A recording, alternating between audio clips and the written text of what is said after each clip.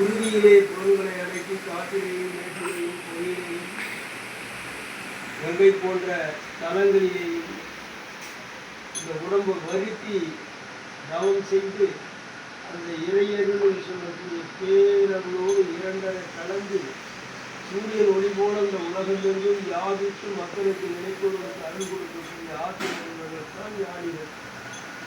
அதனால்தான் ஞானிகள் தரிசனம் சாதனமாக சொல்லியிருக்கிறார். கடவுள் தன்னை வணங்குவதை விட தன் பிள்ளைகளை அடியார்களை வணங்கும் போது சீக்கிரம் வந்து வர கொடுப்பார்.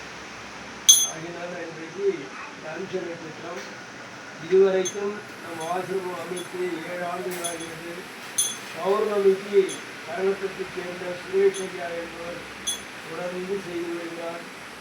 அமாவாசைக்கு திருக்கோவிலுக்கு அருகாமையிலே இந்த ஒரு அன்பர் நவநீதர் பழங்கூர் நவநீத கிருஷ்ணன் ஐயா அவர்கள் செய்து வருகிறார்கள்.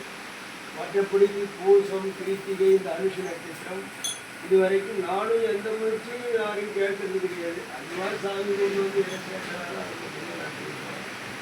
இன்றைக்கு ஐயா பாதுசாமி ஐயா அவர்களுக்கு அருள் கொடுத்து சங்கடம் கொடுக்கிறது. இங்கே முதலாக மாதந்தோறும் அனுஷம் செய்யறப்ப ஆரம்பிச்சிருக்காரு. இன்றைய தினத்தில் சாமி இருக்கிற காலத்தில் அடியை நேரில் படிகட்ட பாடியான்னு சொல்லி உட்கார்ந்து கேட்பார் 1 மணி நேரம். அப்படிப்பட்ட பதிகம் வந்த பிறகு இந்த அளவுக்கு முயற்சியாக பாடுறது எனக்கு நல்ல இன்னைக்கு நேற்று பாடுறோம்.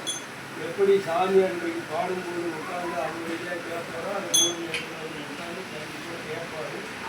நீங்களும் 1 மணி நேரம் நின்று நாமத்தை சொல்லிடுவாரு. உங்களுக்கு ஓம் சங்கரி.